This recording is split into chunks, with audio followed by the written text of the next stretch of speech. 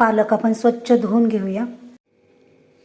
हा धुतलेला पालक आहे, हा जरा कापडाने थोडासा पुसून घेऊया, म्हणजे त्याच्यातलं पाणी जरा निघून जाईल। पालक धुवून बारीक चिरून घेतला आहे, पुसून घेतला आहे, पण थोडं थोडं पाणी वाटते। मी जरा थोडंसं फॅनला ठेवते।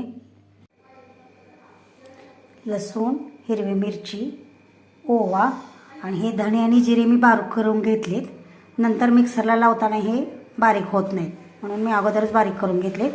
हे सगळं आता आपण मिक्सरला जरा वाटून घेऊया। चवीनुसार मीठ घालूया आणि हे चांगलं असं चुरून घेऊया। 1 चमचा तांदळाचं पीठ, हे आपलं तयार केलेलं वाटण, 1 वाटी डाळीचं पीठ आहे, आपण लागल तसं घालूया।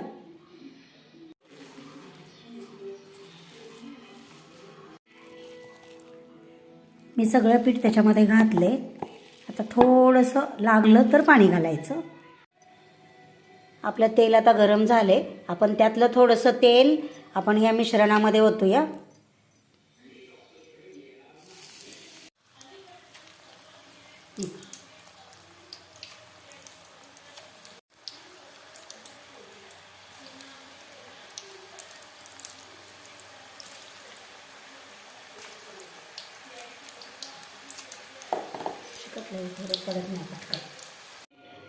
हे आपली तयार पालक भाजी पाहू शकता आपण।